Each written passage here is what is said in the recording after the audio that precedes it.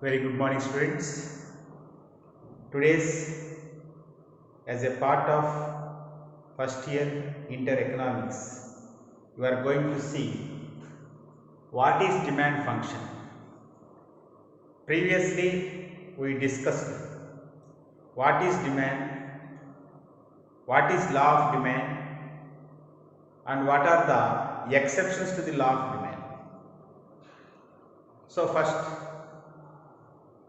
as a part of this topic, we have to discuss what is demand function. Even we have learnt what is demand. In a general sense, demand means a desire to purchase goods and services. In ordinary language, demand means desire to purchase goods and services. But in economic sense, according to economics,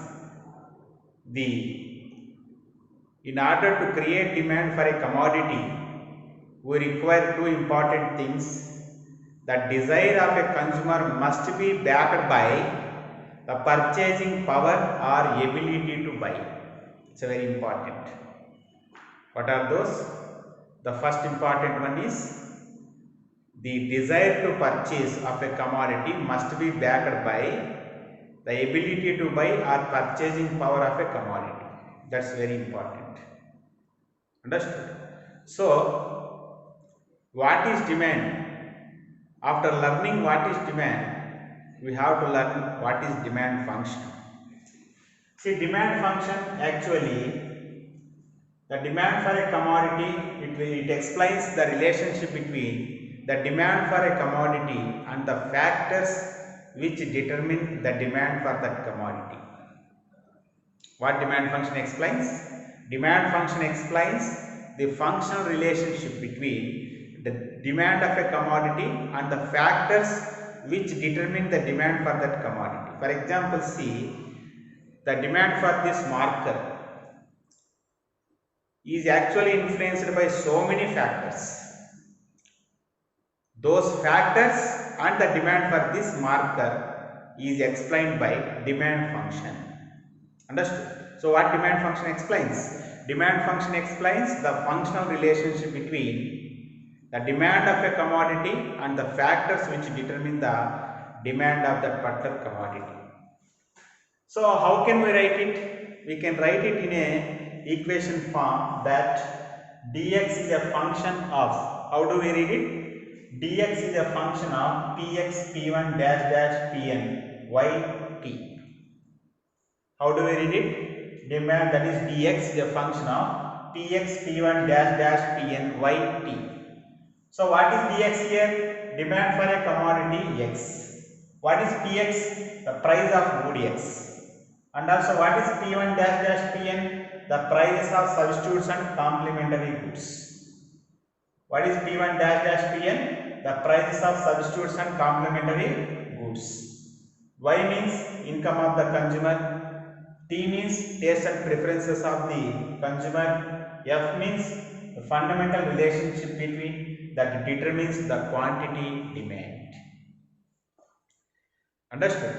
So, in this way, demand function can be written in an equation form, that is dx is a function of px p1 dash dash pn yt.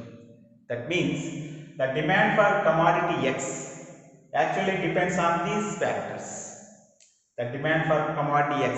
So, in the place of x, you can imagine any commodity. You can take any commodity. You can take marker, you can take notebook, you can take fan, you can take refrigerator. You can take all commodities. So, in that way, the demand of a particular commodity is influenced by so many other factors. What are those factors? Those factors and demand of this commodity, that relationship is explained by the demand function. Understood? So, here the first important one among those factors. What are those important factors here? The first important factor is price of the commodity or price of the good. This is the first one. Generally, the demand of a commodity is actually influenced by the price of that commodity. Even we learnt under the law of demand. There is inverse relationship between price of a commodity and its demand, quantity demanded. When the price of a commodity increases, the quantity demanded decreases. When the price of a commodity decreases, the quantity demanded will increase. In this way, inverse relationship between price of a commodity and the quantity demanded. So, the demand of a commodity is generally influenced by the price of that commodity. So, there is inverse relationship between price of a commodity and quantity demanded. So, you can take simple example. If 1 dozen of banana is sold at rupees 40, you may purchase only 1 dozen. If the price comes down to 30 rupees, you may demand 1.5 dozen of banana. So when price increase, whenever price falls, in case of banana from 40 rupees to 30 rupees, you have increased your demand from 1 dozen to 1.5 dozen. Understood? By paying some extra amount. Understood? So in the same way, you can apply it to all types of commodities. Whenever the price actually decrease, automatically the demand will increase. Understood? So in that way, the price of the commodity is the first important factor which actually influence the quantity demanded. The prices of substitutes and complementary goods. The price of complementary and substitute goods. In previous classes, we learned what are substitute goods and what are complementary goods. So once again, we will see the meaning of substitute goods and complementary goods. See, what are substitutes? Substitutes means the goods which actually, if one or two. First of all, we will learn what are complementary goods. If group of goods satisfy your wants, those goods are called complementary goods, not single good. In order to satisfy your want, you require group of goods. For example, you are ready to purchase, you wish to drink a cup of coffee. So in order to prepare a cup of coffee, you require milk, you require sugar, you require coffee powder. Like that, you require some group of commodities. So the goods which actually satisfy your wants with a group, those goods are called complementary goods. Understood? So in that way, if you want to purchase a car, you need to purchase petrol or diesel compulsory. So petrol and that is what car are complementary goods. If you want to purchase shoe, you have to purchase socks also. If you want to purchase cups, you have to purchase saucers also. If you want to purchase a mobile, you require to purchase SIM card also, memory card also. In that way, the goods, if group of goods satisfy your wants, those goods are called complementary goods. So in case of complementary goods, for example, if the prices of cars price increase, the demand for petrol or diesel demand will decrease. So what is happening in case of complementary goods? When the price of other good increases, the demand for other commodity actually decreases. So it actually takes place only in case of complementary goods. Then what are substitute goods? If your wants are satisfied with alternate goods, those goods are called substitute goods. What are substitute goods? If your wants are satisfied with alternate goods, those goods are called substitute goods. For example, you decided to drink one cool drink. So you can take either Pepsi or Coca-Cola or Thumbs Up or 7-Up. Like that, you can take any one brand of cool drink. Understood? So in that way, if your wants are satisfied with alternate goods, those goods are called substitute goods. So in case of substitute goods, what will happen? That, for example, coffee, tea. Coffee price, when the price of coffee increases, the demand for tea increases. When the price of coffee increases, the demand for the tea increases. For example, both you are actually taking at rupees 5. One cup of coffee is 5 rupees. One cup of tea is 5 rupees. If the price of coffee increases to 7 rupees, most of the people may turn their demand to tea. Why? Because tea is available only at rupees 5. Understood? So in that way, in case of substitute goods, when the price of one commodity increases, the demand for other commodities is increasing. In that way, the demand of a tea is influenced by the price of coffee. Understood? So in that way, in case of substitutes, there is positive relationship. In case of complementary goods, when the price of one commodity increases, the demand for other commodity actually decreasing. That is actually taking place. So that's why among the factors which actually influence the demand function, the price of substitutes and complementary goods also there. That is very important. Now coming to the income of the consumer. Even in case of income of the consumer, when the income of the consumer increases, the demand for goods also increase. But it is not same in case of all commodities. Generally, there is positive relationship between income of a consumer and demand for the commodities. When the income of the consumer increases, actually the demand for the commodity actually should increase. But that is not correct in case of all commodities.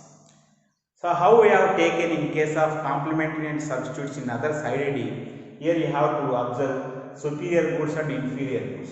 Superior goods are normal goods and inferior goods are normal and these are inferior. So superior goods are also called normal goods.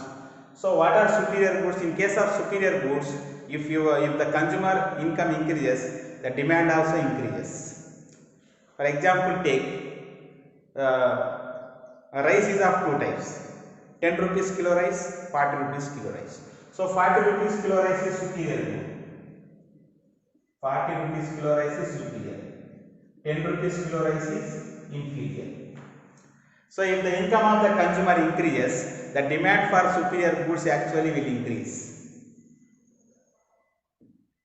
Why? Because if his income increases, he will not prefer to purchase 10 rupees kilo rice. He reduce the demand for that kind of rice, that is rupees 10. Understood? So in case of normal goods, when the income of the consumer increases, the demand for normal goods or superior goods will increase. In case of inferior goods, when the income of the consumer increases, he will not increase the demand for inferior goods. Why? Because he will go to purchase normal goods. So in case of superior, it is positive. In case of inferior, there is negative or inverse relationship. I hope you understood. So in that way, the income of the consumer also influence the demand of a commodity. Next one, taste and preferences.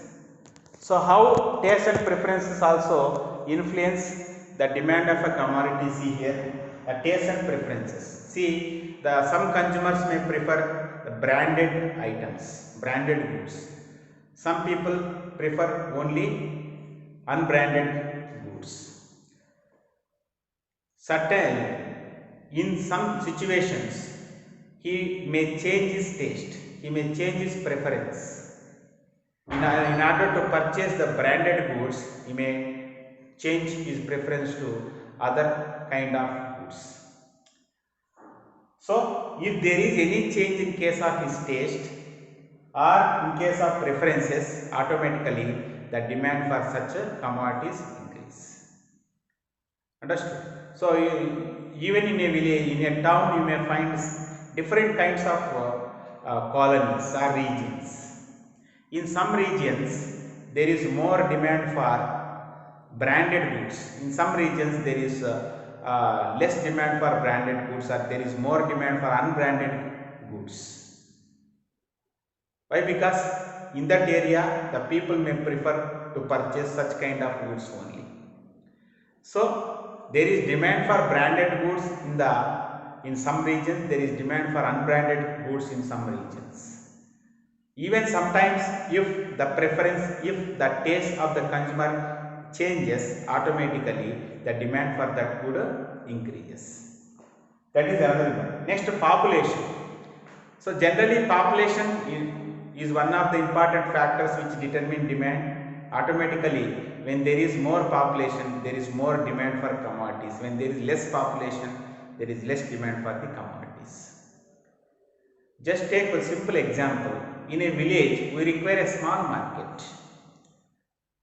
In our ordinary language, we call it as a santa. But in a town or city, we require a big market. Why? Because population is more in a town or city.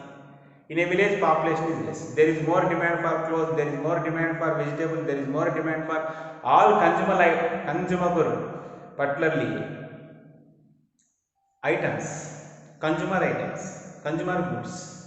But there is less demand for the consumer goods in case of village. Why? Because the size of the market is very small in case of village. Understood? So in that way, the population also one of the important factors which determine the demand of a commodity. Technological changes. Even due to changes in technology, we require to observe some changes in case of demand also. Whenever there is change in technology, there is demand for certain goods. The demand for certain goods will increase, the demand for certain goods will decrease. Very simple example, in olden days all people used to have landline phones. Nowadays no landline phones. Why? Because in place of landlines, mobiles came. There is more demand for mobiles, there is less demand for landlines due to improvement in the technology. And in olden days there was more demand for typewriting machine. Due to improvement in the technology, most of the people are using nowadays computers, personal computers, laptops. So due to improvement in the technology, in olden days all farmers used to cultivate their lands by using by using bulls or cattle, they can plow the land. Nowadays, due to improvement in the technology, they are using tractors, they are using machinery in order to take up all agricultural activities. So whenever there is change in the technology, automatically you find demand for certain goods. Next, change in weather. Even due to changes in the weather, you may observe demand for certain goods will increase, the demand for certain goods will decrease. See, in what way the demand for certain goods will increase? Take for example summer. In summer there is more demand for cotton clothes, ice creams, cool drinks. You may not find same kind of demand in winter season for the same commodity. So whenever weather conditions change, whenever seasons change, there is demand for certain goods, there is less demand for certain goods. Then state of business cycles. See, in a business cycle or trade cycle, you may find some stages. Already you might have seen there are 4 stages in a business cycle. The one is the stage of, you may find different stages like a recession stage,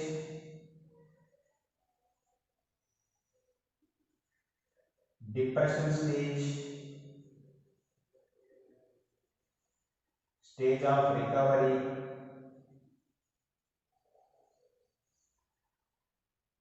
boom stage or peak stage. Bull stage or peak stage. See, in a business cycle you may find these changes. There is a peak stage, next a recession stage, depression stage, stage of recovery. In case of first stage, the stage which is called boom stage or peak stage, there is more demand for goods. Whatever the good you produce, every good is sold out. All consumers prefer to purchase all kinds of commodities. But in case of recession stage, there is less demand for the commodities. You cannot sell all kinds of commodities. And third one, in case of depression stage, there is no demand for any type of commodity or good. And finally, in case of stage of recovery, slowly the demand for the commodities will increase. So in this way, there are different stages in a business cycle or trade cycle. In such situation, generally in some stages the sellers may sell their commodities, in some stages they may not. Understood? So in that way, even the state of business cycles also influence the demand of a commodity. Next, future expectations about price. Sometimes if we expect even there is increase in the price, you may purchase more commodities. For example, 5 days back 1 kilo tomato 20 rupees, again it increased to 25, again today it increased to 30. What you may expect? You may expect that it may go to 35, that's why we have to purchase tomato now itself.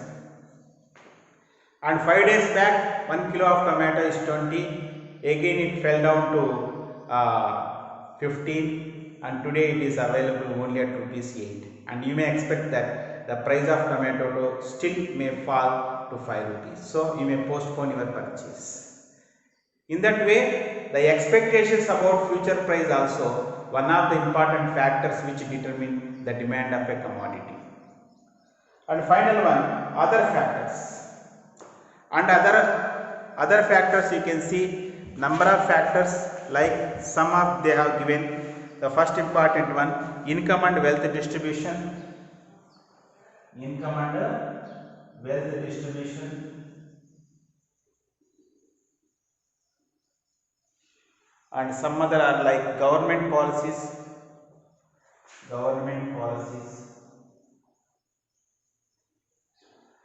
And even class, group, education, marital status, class, group, marital status, yes. So and other factors, income and wealth distribution, government policies also influence the demand of a commodity. How means, in case of income and wealth distribution, so in a society, if income and wealth are distributed equally among all people, you may find demand for the commodities, good demand for the commodities. And even government policies also, so sometimes government give good subsidies for the production of commodities. Whenever government give good subsidies for the production of commodities, the price of that commodity actually decrease, so there will be more demand for that commodity. If government doesn't give any kind of subsidy, the producer has to bear more cost and he has to sell at high price. So in that way, other factors also influence the demand of a commodity. So dear students, I hope you understood what is demand function. The demand function which actually explains the demand of a commodity and the factors which influence the demand of a commodity, and how can we write it in a equation form, that you have seen. And under demand function, just 5 factors they told, but we have taken 10 factors here, and it's very important question in our first year intermediate economics. Thank you.